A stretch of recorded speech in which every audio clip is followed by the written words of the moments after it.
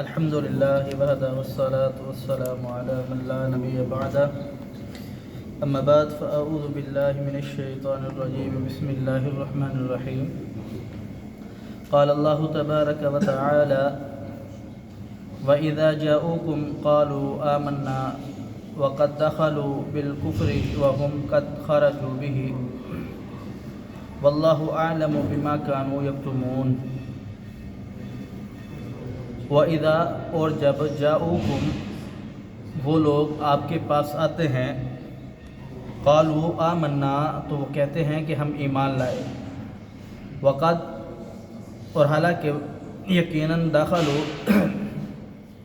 وہ داخل ہوتے ہیں اس حال میں بالکفری وہ کافر ہوتے ہیں کفر کے ساتھ داخل ہوتے ہیں آپ کے پاس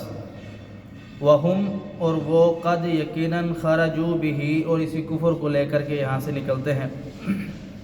واللہ اعلم بما كانوا یکتمون اللہ رب العالمین زیادہ جاننے والا ہے بما وہ سب چیزیں کانوا یکتمون جو وہ چھپاتے ہیں۔ اس آیات مبارکہ کے بارے میں مفسرین کی دو آراء ہے، ایک تو یہ ہے کہ یہ آیات منافقین کے بارے میں نازل ہوئی اور دوسری یہ کہ یہ آیات یہود کے بارے میں نازل ہوئی۔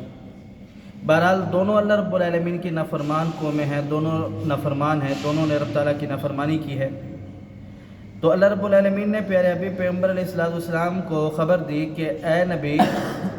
جب یہ لوگ منافقین یا یہود آپ کے پاس آتے ہیں تو آپ کو آ کر کے کہتے ہیں کہ ہم ایمان لائے ہیں، ہم مسلمان ہیں، ہم تابعدار ہیں، ہم اللہ رب العالمین کا حکم ماننے والے ہیں، ہم آپ کی اطاعت کرنے والے ہیں اور ہم فرما برداروں میں سے۔ فرمایا کہ ایسا ہرگز ہی نہیں ہے، یہ آپ کے پاس جس وقت داخل ہوتے ہیں اس وقت بھی یہ کفر کی حالت میں ہوتے ہیں اور جس وقت آپ سے اٹھ کر کے جاتے ہیں اس وقت بھی کفر کی حالت میں ہوتے ہیں۔ اب سوال یہ پیدا ہوتا ہے کہ پیغمبر علیہ السلام کی محفل میں بیٹھنا،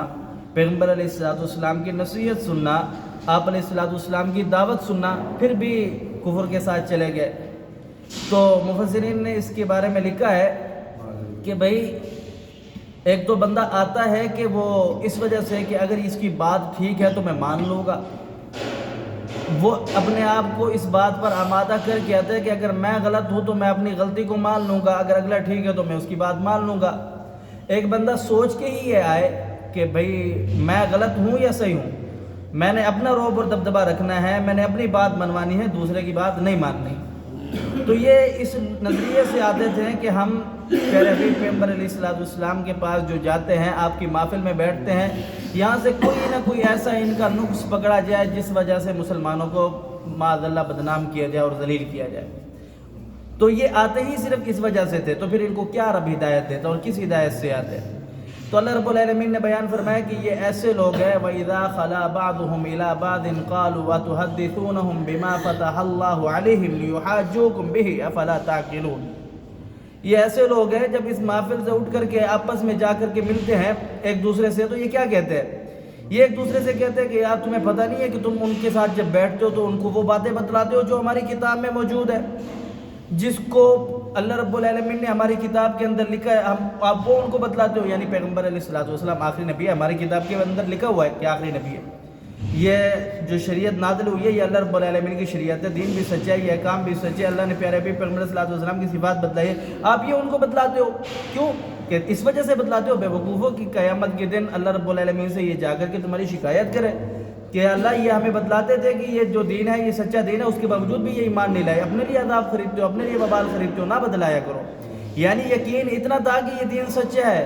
ہمیں بھی رب تعالیٰ نے بتلایا ہے، لیکن مانتے کیوں نہیں؟ کیونکہ ہم نہیں مانتے، ہم فاتح کے۔ اس وجہ سے اللہ رب العالمین نے بیان فرمایا کہ یہ جو لوگ ہیں ان کا انجام بڑا دردناک ہے۔ اور ایک اور جگہ اللہ رب العالمین بیان فرماتے ہیں کہ یہ ایسے لوگ ہیں کہ جو یہ کہتے ہیں کہ ہم ایمان لائے، حالانکہ یہ ایمان لینا ہے، یخادعون اللہ وهو خادعهم، یہ اللہ رب العالمین کو دھوکہ دینے کی کوشش کرتے ہیں، حالانکہ یہ اللہ رب العالمین کو دھوکہ نہیں دیتے، یہ اپنے آپ کو دھوکہ دیتے ہیں۔ اللہ رب العالمین کو کیا دھوکہ؟ یہ ساری شہنشاہت، یہ ساری بادشاہت، کائنات کا ذرہ ذرا اس رب کا محتاج ہے کہ بھئی اللہ رب العالمین نہ چاہے تو اس کائنات کے اندر ایک مچھر پر نہیں مار سکتا، اللہ کی اجازت کے بغیر اس کائنات کا ایک پتا نہیں اگ سکتا، تو وہ مالک ہے، شہنشاہ ہے، اسی کی مرضی کے مطابق یہ دنیا چلتی ہے، وہ کن کہے تو دنیا جو حکم دے وہ ہو جائے،